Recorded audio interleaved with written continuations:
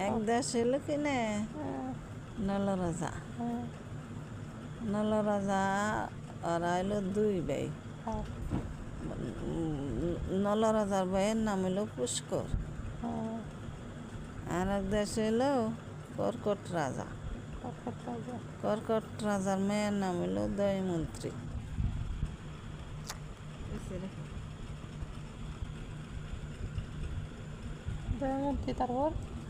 তারপরে কালখানি করতে করতে দয়মন্ত্রী লক্ষ্মী সরস্বতী বজে। লক্ষ্মী সরস্বতী বজে দয়মন্ত্রী। দয়মন্ত্রী কেরা? কর্কট রাজার মেয়া। দয়মন্ত্রী নাম? লক্ষ্মী সরস্বতী বজে আর খালি কয় লক্ষ্মী সরস্বতী, লক্ষ্মী সরস্বতী তোমায় আমি পূজা দিই, আমি যেন নলহনর স্বামী পাই। নলহেন কি? নলরাজা। নলরাজার নলহেন শব্দের অর্থ কি তাই? ও তো নলরাজার নামই তো ওই কয় নলহনর স্বামী জানি পাই। ওই কথা কয়ে সব সময় লক্ষ্মী সরস্বতী বজে। বসতে বসতে বসতে বসতে মনে করো বিয়ের হয়েছে, বিয়ের যোগ্য হয়েছে। তখন না বিয়ে হইব, বাপে জায়গায় জায়গায় দেখে হেনে বিয়ে বইব না, সম্বন্ধ দেহে তা বিয়ে বইব না। তাহারে দয়মন্ত্রী ইচ্ছা করে বিয়ে বইব।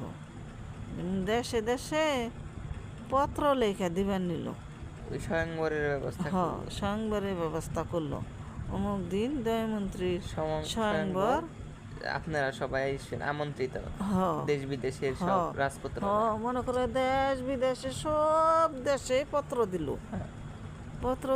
আরে মনে করে পত্র পাইয়ে কত আইলে আল বইছে, রাজ পোশাক কিনছে, কোথায় যাইলে জাল বইছে, রাজ পোশাক কিনছে। যারে পছন্দ করবো তারে স্বয়ংবর করবো, তাহারে মনে করে দেব দেবতারাও শুনছে।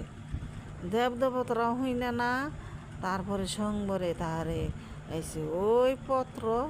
আবার নলরাজাও পাইছে। নলরাজা তো জানেই ওর সাথে বিয়ে হইব, তাই নলরাজাও পাইছে। নলরাজা তাহলে কে বেজাল ওর সাথে বিয়ে হবো? নলরাজা দেবতা। তাহারে না নলরাজাও স্বয়ংবরে আইছে, তারপরে দেব দেবতারাও আইছে। তারপরে যে আইলে আল